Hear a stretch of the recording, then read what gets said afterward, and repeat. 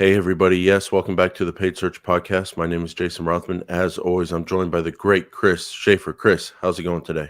Hello, Jason. Good afternoon to you. Good afternoon to everyone. Happy to be here. Jason, you look professional. You look great. I wouldn't Thanks. say anything other than that. Excellent. Looking sharp and focused. That's what we need. Yeah.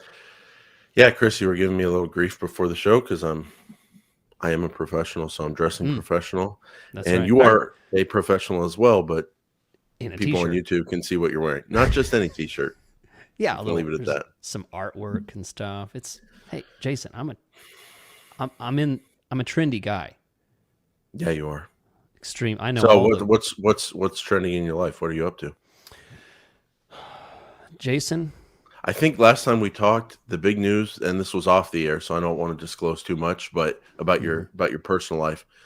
But you forgot to bring your water bottle into our recording session, Yeah. and that was like the big news in your life. So, any other big news going on this week, Chris? No, I'm dying to know. you're going to be particularly shocked by this, Jason. This Okay, morning, I took an hour of my time to go test drive new trucks. new trucks, not used, New, new. well, they're used. No, Okay, yeah. I'm not. You can't get new nowadays. I've What kind discovered. of what kind of mileage are we talking about? One of them had like 7,500, 7,000 miles. Another one Brand had new like for Chris. three. Yeah. Oh my gosh. Yeah. One of them had 30,000 miles. So trying to decide, am I a Dodge man, a GMC, a Toyota Tundra man? I'm trying to decide what kind of, because I've driven a Ford for a while, I was about to say you're a Ford guy. yeah, I've had a Ford for a while, but well, and you'll be happy. I mean, because I'm pushing 200K on my current truck, and it has all kinds of problems. Well, you So got it 30 years ago, or yeah, how many miles did you buy it with? I Just a don't few years remember. ago? Yeah, yeah, Can't count that high. yeah. What are you doing out there test driving? Are you going with my Carvana recommendation, or are you just trying to get used to models? Then you're going to go to No, Carvana. it's What a are you doing? local dealer that Okay. I met. They're not hassly. They're super simple to work with. So Okay, good. yeah, Do they have what you need? they do. I tell you Good. what I Good really for them. want. I Yeah. want one of those Ford Raptors, Jason. hmm 102,000 hmm for one of those suckers. I'm like, oh, okay, all right. You didn't want it anymore. Yeah, it's like that's a little Well, much. keep us posted, Chris, The important on stuff, your yeah. yeah, Yeah, on we'll your start with the important stuff at the top. Absolutely, that's what you guys want to know. What is Chris driving? that's what I want to know because we don't talk much anymore Yeah, we do. I get on the texts of clock what you're eating every now and then. every now and then. Yeah. Yeah, So, Chris, you're getting fan mail. That's what the show's based on. Someone yeah, wrote in and they mm-hmm. were talking about feeling overwhelmed by Yes. Google Ads and knowing what to optimize. So, we're going to talk about how you can focus on different areas of Google Ads, what to focus on, what to do with your management once you decide what you want to focus on. And we've laid it out in a very nice, clean format for you all here. Just want to mention here off the top, Chris, we put out lots of clips now of this show. So if you're an audio person, you can enjoy that on a podcast feed called PPC Daily. And if you're more into YouTube, we put clips out now on the Paid Search Podcast channel, which is growing quite a lot, Chris. Yeah. Many thousands of subscribers, and it's continuing to grow. And new people are finding us every week. But you know what? I don't like them as much yet as people who've been with us for Yeah. many years, You but got to they'll earn our be there trust. eventually. Yeah, Yeah. they'll be there eventually. So, Chris, why don't you give us a message about Optio, and then we will focus on the focus episode. Absolutely. Well, I want to tell you guys, Google Ads is difficult. Google Ads is hard. This is coming from a veteran of Google Ads. Jason would agree with me as well. Google Ads is not simple. There's a lot of things, and that's what we're going to talk about today, is focusing your management in Google Ads, getting things right, being overwhelmed by choices. And the reason we promote Optio is because sometimes you just need someone looking over your shoulder and saying, hey, did you see that? Did you see that? This is a wonderful system that keeps you in check, keeps your account um, accountable for the money that it's spending. It is a wonderful system that prioritizes things that you need to look at. And if you want to, keep alerts from having a cost per acquisition that goes too high, a cost per click, certain metrics are overwhelming for you. This is the tool for you. It simplifies your management. You get more done with less time. You're gonna love it, and you can do 8 weeks for free, 2 months for free. That's twice the time you get anywhere else, only if you go to optio.com/PSP. And as you'll see, we've got fans that write in that are big fans of Optio. It's not just us. A lot of people use it, and especially a lot of the podcast listeners. Be part of the cool crowd and try it out. I guarantee you're going to like it. Okay, thanks, Chris. So we got this message. You can contact us at paidsearchpodcast.com on the contact page. And this fan wrote in and said, "Hi, guys. Big fan. Love the content you put out weekly. I want to ask for advice on how to not get overwhelmed by all the metrics to optimize a campaign. There's just so many ways to go about optimizing. I don't know how to choose my own method and also believe that I'm making the right call. I just started at an agency and want to provide value. Any tips will be appreciated. Thank you, and go Optio." So we appreciate that. Yeah. So Chris, yeah, there are many metrics of data, many choices from bidding to campaign style, and everything in between. I think your main message to everyone is that you have to choose what to focus on. Is that kind of a good way to preview the episode? You have to choose what to focus on. What do you think of that? Yeah, it's Jason. I like to think about Google Ads as you're sitting in front of a dashboard of tons and tons of dials and knobs and graphs and blinking lights. And, for people who haven't been doing Google Ads very long, it's kind of like me walking into a grocery store and trying to pick what oatmeal I want to eat. I'm like, oh, this one says it's, it's all natural. Or this one says it's organic. This one is the whole grain. Oh, this one comes, from, and this one has a different kind of box, and this one comes in a bag. I don't know what it is that I want. And if you look at a Google Ads campaign and you don't know what you're walking into, you don't know what your goal is, you don't know what you need to accomplish, you're going to be overwhelmed by the options. And just like the question that comes in from for today's show, I want to talk about how to focus. We're going to go through multiple points, and these are in a particular order because they're the questions you need to ask yourself, and then there's a resolution at the end if none of these apply. Okay, so this is kind of a checklist. If this, then do this. If this, then do this. Okay, so very systematic. I want it to be simple. I want it to be very approachable because that's what I really believe Google Ads is. I don't think the complication of Google Ads management is ever the solution. Okay, Chris. So with that said, the importance of focus here, we're kind of going to phrase this as the focus style of management in Google Ads. And so what's the first step to the focus style of management in Google Ads? So the first thing you want to ask yourself, priority number one, is what is the problem? Okay.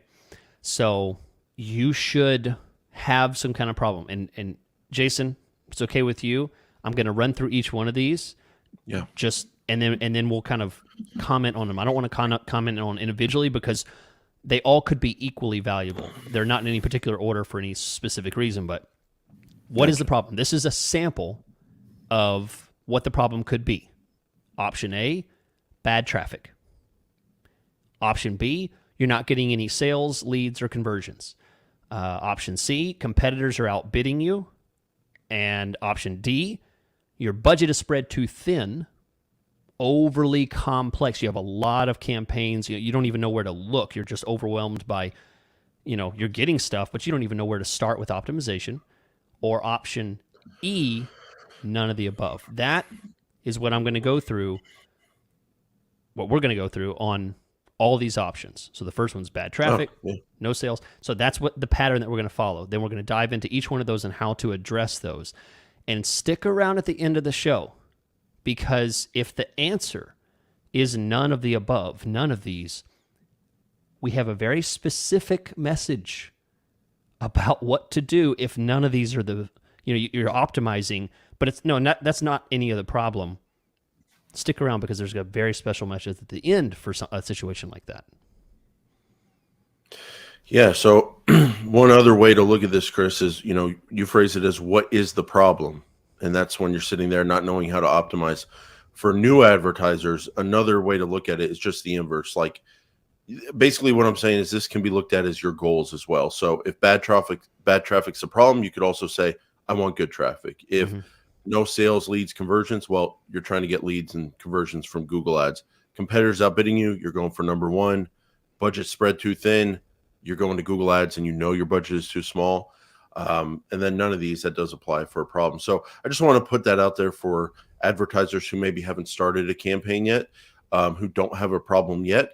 They have a goal. And so what we're going to go through each topic at a time, your goal can also apply to these topics. So Chris, let's start off with the bad traffic problem, or the goal of improving your traffic. It's the same thing.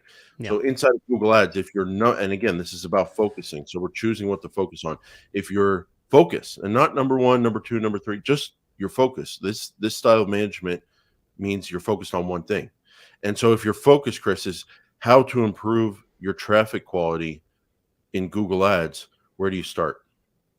Yeah. So traffic quality, just to define it very quickly, is essentially you are advertising A and you're getting traffic that's looking for B, C, all the way down to Z. It's not exactly what you're advertising. You're selling this and they're looking for this. It's slightly different. Some type of disconnect between what your message is and what you're selling and what people are actually looking for. Okay?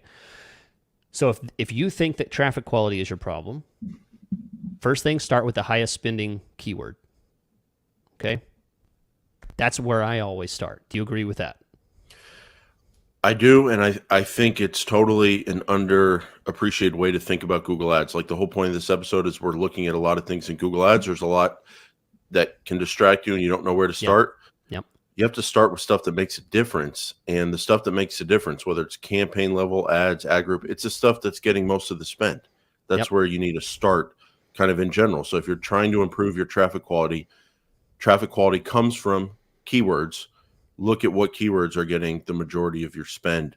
Start there. Okay. And say, okay, I'm looking at my keyword. That doesn't tell me anything. All I know is that I've got 400 clicks on this, and I just know that some metrics look bad. The next thing you do is you isolate the unqualified search terms from that keyword. And this is a little technical, but you click on that keyword and then look at the individual search terms from that specific keyword. Okay. You check the box next to the keyword. As you check the box, a blue bar will show up above the list of keywords, and then you can click search terms on that blue bar, and it will filter your search terms to look at search terms just from that keyword. Exactly. And so what are you looking for once you get to that search terms page? Yeah. Are you surprised by what you're paying for here? And you should keep in mind, this is literally what people typed into Google right before they clicked your ad. So there's no better way of seeing what was in the person's head, what was in their mind, what was their thought process right before they saw your ad, read it, and then clicked it. So if you see something that is unqualified, especially at the top of this search term list, you'd want to move to step 3, add negative keywords.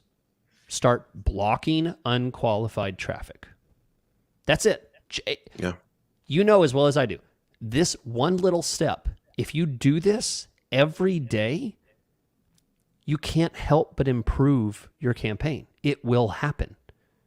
Period. Yeah, there's advanced techniques that both Chris and I know, which we'll maybe talk about in the future, or are better fit for other episodes, that can block things better, if you will. But I agree with you, Chris. You can't help but improve, whether it's improving by 10% or just 1% or way less on one individual negative keyword, it does improve things if those negative keywords are things you definitely want to be blocking. So add your negative keywords, and for maybe you started managing a campaign that's new to you, or you have a new campaign. Are you saying go in there every day and look at previous day's data until you get comfortable? Yeah, I think so. I mean, Because you have a problem. You don't like your traffic yeah, quality, so fix I it mean, day after if you're day. listening to this episode and you're stressed about stuff, yeah, you should do it every day. Look at yesterday's data. Keep doing that until you've basically eliminated the majority of the junk that's coming in. Okay, so you're doing that, Chris, and let's say the junk keeps coming, and not like, oh, the next day was bad, but let's say after 2 or 3 weeks, it's just not good stuff. Okay. I just want to point out that you don't want to mindlessly go to the search terms report every day. At some point, you have to consider what keywords are bringing in those search terms that you don't Okay. like, Yeah. and Sure. whether you add the keyword column on the search terms report or you go back to your list of keywords, look at those keywords. Well, try to get a feel for the intent behind those searches. Go to Google and do those keyword searches in Google and see what the organic listings are, and see if the intent of the users doing those searches is matching what you're wanting to show up on.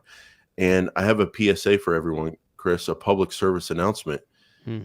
You're allowed to pause keywords that you added. You don't have to run them forever. But A lot of Jason, people, yeah, there might be something good there. there could be, but it's all a question of how much good you're getting versus how much bad. Yeah. And we're in a new era of Google Ads in general, and we're in a new era of phrase match keywords. So one of the culprits I see often when I'm doing consulting is 2-word phrase match keywords.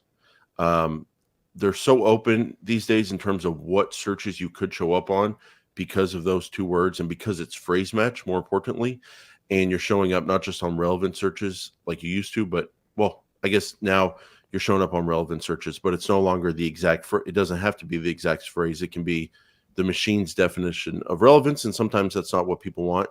And those 2-word phrase keywords can eat up a ton of budget. And so look at your keywords.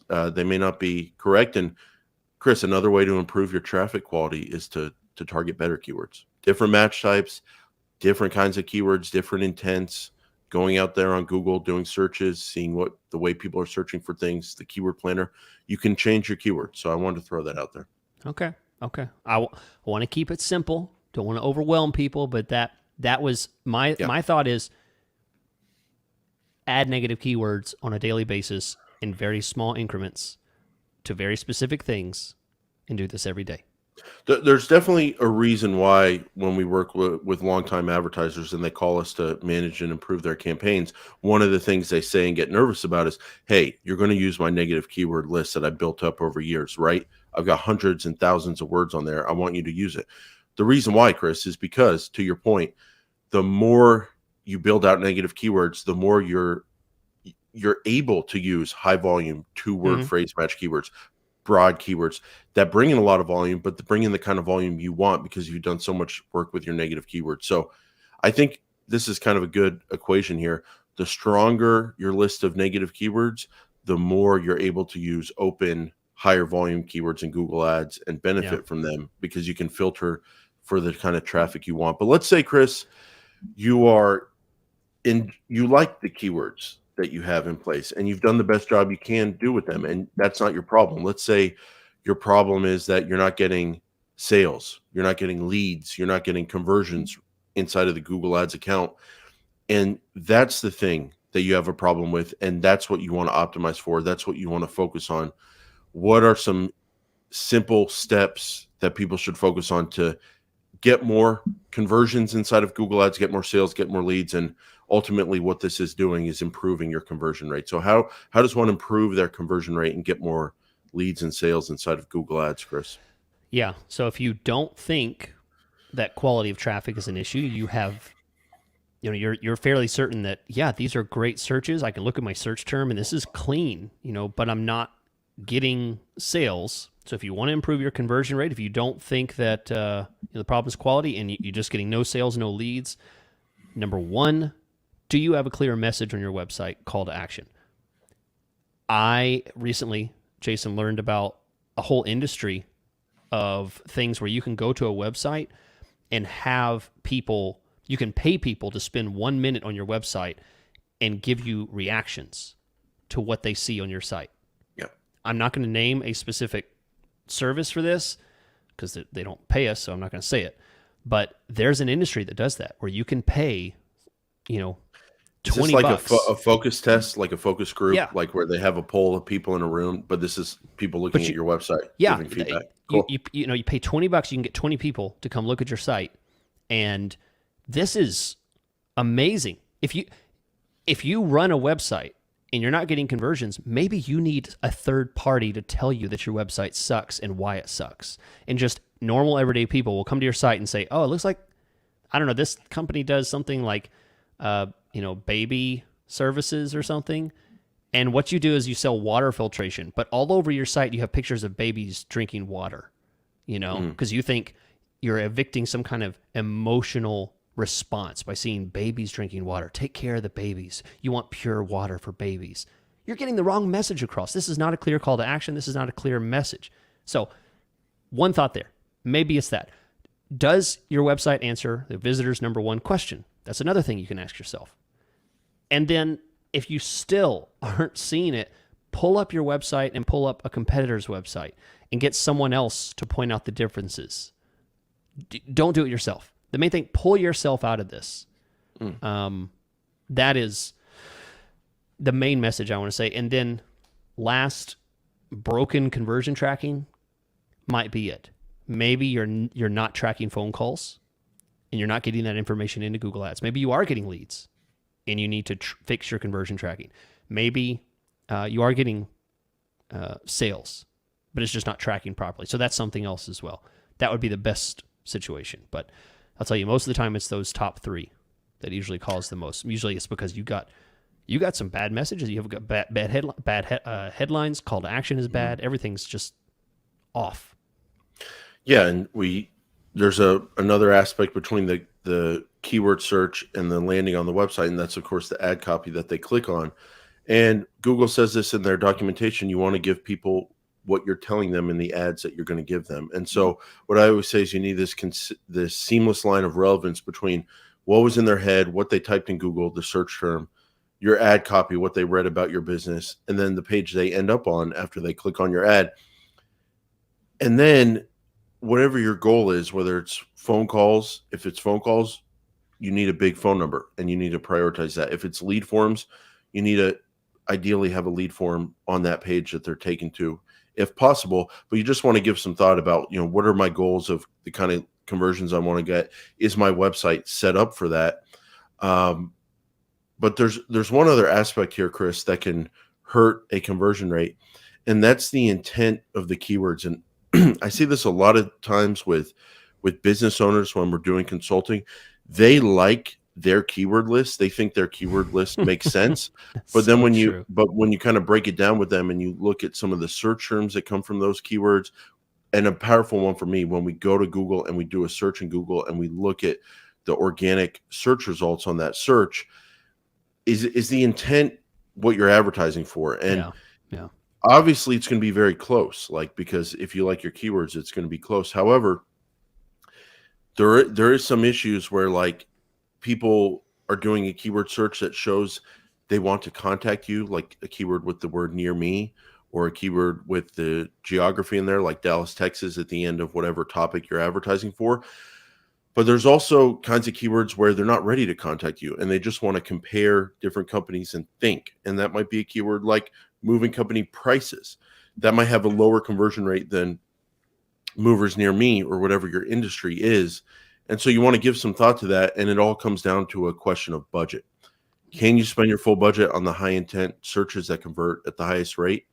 If you can, you can't go wrong doing that. And then if you can, and you're using a ton of your budget for shopping keywords and kind of informational search keywords where the person might be ready to contact you or they might not, you might be kind of not getting the most use of your budget due to the intent of the keywords that you're showing up on. So that's a big one for me when it comes to conversion rate, Chris. And you see that, by the way, in the conversion rates. That's another way to judge the intent, even if you kind of don't know what's in the person's head, or if it's not clear when you do the organic search. look at the conversion rates. That column will kind of tell you what's going on. One example I'll give: you're a chiropractor, and most of your traffic is about back pain. Perfect example.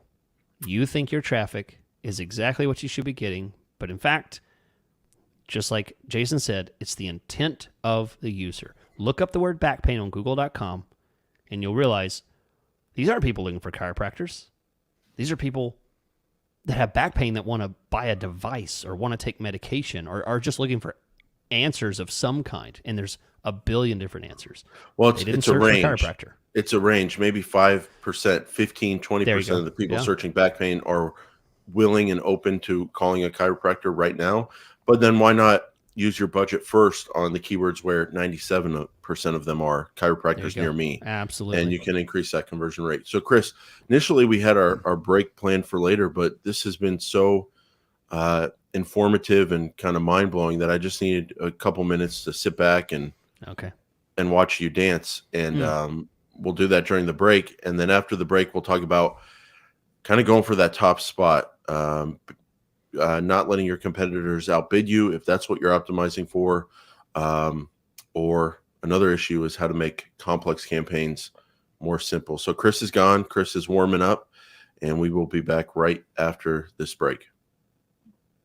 Welcome back. I want to tell you about our sponsor, optio.com/PSP. They have built the best improvement management software out there. If you need to make improvements to your Google Ads campaigns and you don't even know where to start, think about this software. It is the best software out there to get things done faster in Google Ads. Pause losing keywords, write new ads, increase keyword bids, adjust location bids, add negative keywords, pause duplicate keywords, add new keywords to your account. All these kind of things, they suggest it, you click it, it's done. Boom, move on to your next thing you have for the day. Optio.com/PSP. That's OPTEO.com/PSP. There's even a little pop-up there that says, hey, do you listen to the Paid Search Podcast? We've got a deal for you. 60-day free trial. Try it out. You're going to like it. Hey, Chris, so this next goal to focus on or problem you're having is if your goal is trying to be number one in Google, making sure your competitors don't outbid you. The problem is your competitors are outbidding you, and you don't want that to happen. So how do you handle that? Yeah. Before you answer that, Chris, where are you getting this as a problem? Like, do you hear this from business owners where they don't like seeing other people's ads all the time, number one, and then never up there? Where does this come up? Yeah. It's not quite as simple of competitors are outbidding you. It's that also the fact that they say, hey, I search for this and I never see my ad, so they're not only outbidding you, it's just you're not even there. So that's really the problem is, they're not even showing up. So number one, again, I want to go as simple as possible. If you're having this problem, this is the problem. Find your most important keywords. Okay. So you're going to have, say, this is what I'm searching. I'm searching chiropractor near me. Let's go with chiropractors. And when I search that, I never show up, but these competitors always do. Okay, find that keyword. All right. So if you're using automated bids, really your best option, and maybe you have some input on this, Jason. Not a big fan of automated bidding for making micro adjustments to an account because you don't really have that power. But the best thing I can think of, if you're using automated bids, at least pause the other keywords that are limiting the spend on your priority keywords. Basically thin down your account and say, if you have $5 a day to spend or $50 a day, eliminate those keywords that are spending 90% of that aren't your absolutely critical stuff. Start a little more bare bones and then build upon that. It's going to be the best way to do it. And then the great news is if you're using manual, bid up. Add more bids to those individual primary important terms that you want to show up for, and you'll start outbidding. You'll start showing up on these searches. Yeah, Chris. And at the keyword level, if you pull up a column that is like absolute top impression, let's say absolute top percentage, and that's a position column, and then there's a column for search impression share loss due to ad rank. Both of those will kind of let you know where you're at and where you're either not showing up, number one, that often, and so there's room to increase your bids and show up higher in general, and number one, more often. And then if you're missing out on a lot of impression share due to rank and that percentage is high and higher than you want it to be, raising your bids will help you get that percentage down and show up more often. If you're doing automated bids, Chris, you have a few options. You can increase your target CPA, cost per conversion goal, and allow the system to kind of bid more for you.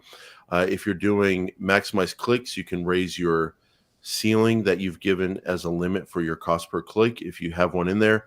And I think that's pretty much the extent of your control with the bids when it comes to those two bidding strategies. Yeah. I would say if you can go a little larger on your budget, sometimes that seems to help open things up a bit. And then manual, it's pretty clear, Chris. You can just look at where you're not showing up, number one, as much as you want. Look at where you're missing more due to ad rank than you want and increase those bids.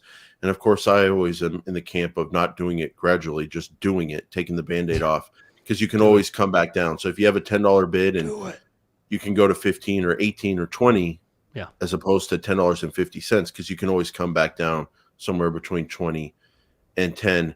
And then finally, Chris, there's the Auction Insights report. And what I wanted to point out about this is just because you see a competitor above your ad all the time that you do a search, speaking to anyone out there, they could be a fly on the wall. Like they could be only showing up on your market 10% of the time. And when they show up with their budget that's 10% the size of yours, they bid super aggressive because they don't know what they're doing and they blow their budget. And the times you see them, they look very aggressive. But in reality, in what counts, the money they're spending, they're not that aggressive. And so that can lead to you, if you don't know what you're kind of looking at and how aggressive in terms of spend your competitors actually are, it can cause you to make bad decisions and overbid and try to overtake someone who's only actually there 10% of the time. So you want to pay attention to kind of those market share numbers in that Auction Insights report. All right. Well, Jason, this next one is something that's very close to my heart. And I'm sure you're very familiar with it. I'm sure you've seen it plenty of times. Accounts where you jump in and they're spending $2,000, $20,000, $80,000, whatever, and their accounts are so complicated, they're so complex, you can't even get a grasp on exactly what each campaign is doing because the naming system is complicated. Like it's blending search and display and a whole bunch of them. A lot of them are, just these crazy that are trying to accomplish 15 things in all 40 campaigns. And every campaigns have multiple goals and different levels of the funnel. And one thing I see often, Chris, is you'll be getting the same search terms across different campaigns. They're still and doing you'll be the like, same well, thing. I don't know where these should go because we're getting them from everywhere. Yep. Yeah. Yeah. It's like, oh, great. You have this one set up for this one little segment. It's doing the exact same thing as these other two campaigns that are doing. Even though you named it that, it's not doing that. So basically, if your budget is spread too thin, if you're dealing with an overly complex campaign, this is how you might address that. Number one, refocus on the most valuable traffic, okay? Typically, that's going to be new customers. It's going to be a search campaign, and it's going to be low funnel traffic. It's essentially the traffic that's low in the search, in the sales process. Highly contextual, highly focused searches, not just the word chiropractors, but chiropractors near me, that kind of thing. Not back pain, but chiropractors, plus the city name, something like that. Okay. So that is number one, focus on the most valuable traffic. Number two, if you're kind of swamped and you don't know where to cut back and you're limited on budget on a lot of things, start pausing these awareness campaigns, these branding campaigns. They're going to distract from the budget a lot. And in the end, your best value is new customers coming from Google Ads. That's where you want to focus. Um, that's really, I mean, this is one of the most difficult, frustrating analysis paralysis Yeah. is a chronic issue with something like this. Yeah, I run into it myself, Chris, when you get into a new account and it's super complex and you can't figure out what's working, what's not working, or things are working across different campaigns and you don't know how to set it up in a way that's simple where you can actually manage it and make decisions and then improve it. Now, I would just say it does happen on huge budgets because there's more spend to kind of spread out and people feel the need to kind of make things complex. Yes. But it's kind of shocking how complex things get just when people are spending $1,000 to $4,000 a month. You can still do this to yourself, and I'm sure people out there listening are working on accounts where they're having this problem. So, what I would add to the discussion, Chris, is that you always have the option to start over. You can always create a new campaign inside the account and see how it does. And of course, we have our SCAG style that we like, service to keyword ad group style.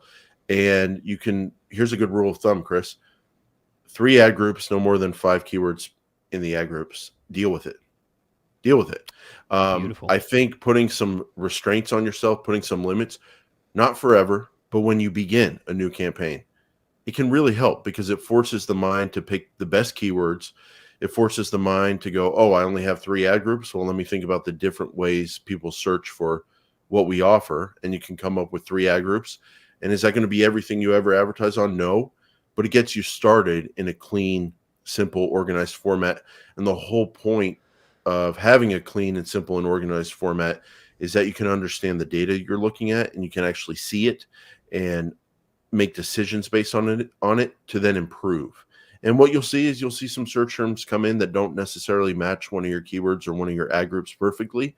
And all of a sudden you'll have a good reason to create that 4th ad group. And then maybe you'll see some searches that come in and you're like, these are pretty loose, but I like them. I'm going to try a broad campaign. And all of a sudden you have a reason to have a second campaign and you build out from there. But I like that rule of thumb: 3 ad groups, 5 keywords per ad group, 15 keywords in the entire campaign on a new campaign. And let's see what happens and get over that paralysis, Chris. You have to make a decision to simplify. It's tough. Simplify means making things more simple. And so you just have to do it at some point. And I find using those numbers is a good area a good way to think about it. Jason, this last one is for all the people that have listened to this and, said, Chris, Jason, you didn't talk about my issue. I have something else going on, something that worries me. And Jason, you can correct me if you think I'm jumping too far here, but I think if none of these cover the issue that you're having, you're suffering from a chronic issue that I would call micromanagement.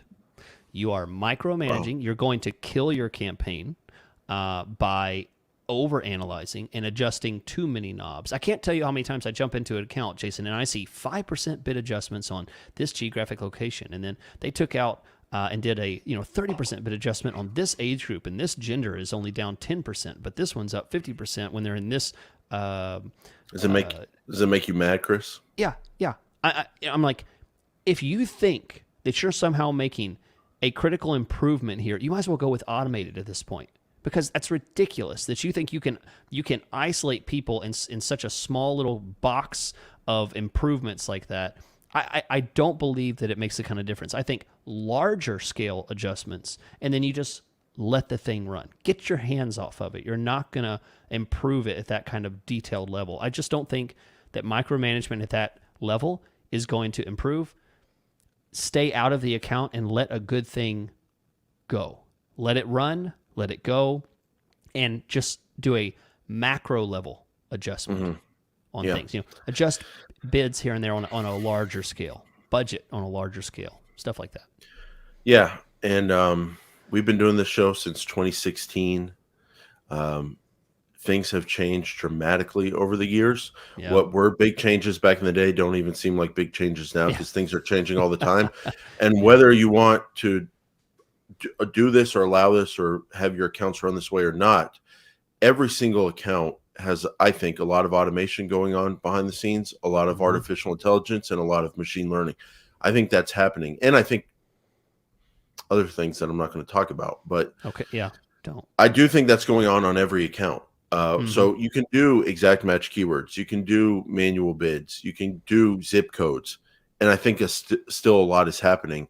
So the more you make these changes that one just aren't really going to impact your account in a positive or help at all, I think all those changes over and over and over every single day, Chris, changing the hours, bidding on the hours, Yep. changing the zip codes, bidding the zip codes, pausing the keywords, pausing the account at 2:00 because it worked well that day, and you're going to go back in the next day.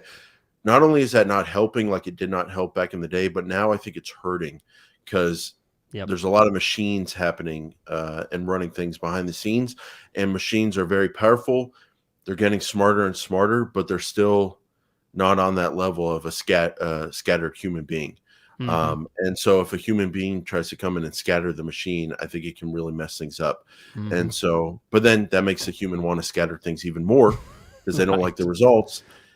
And then people who don't do that are going to breeze past you and like crush you because everyone has competitors out there. So something to keep in mind as kind of a good way to slow yourself down. You might be making things a lot worse. Can we end on that happy note, Chris? Yes. I think that's great. I mean, it's real advice, right? I don't like they like to say on Twitter. I don't know who needs to hear this, but stop micromanaging your campaigns.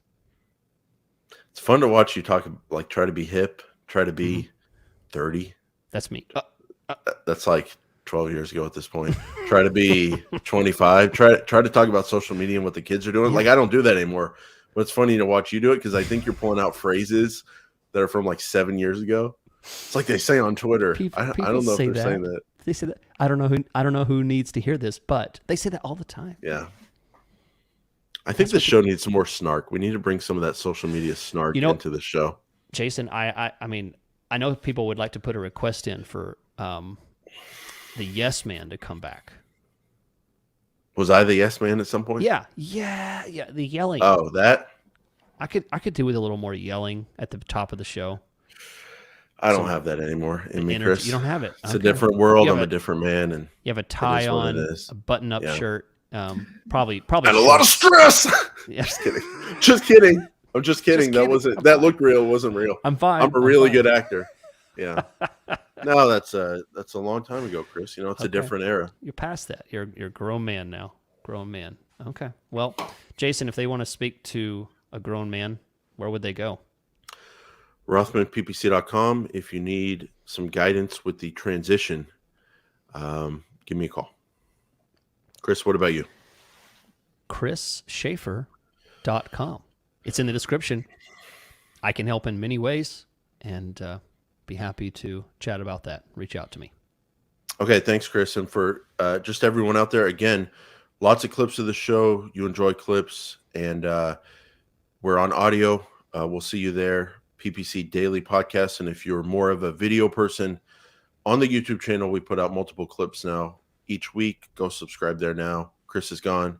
I'm still here. I'm not here anymore. See you next week.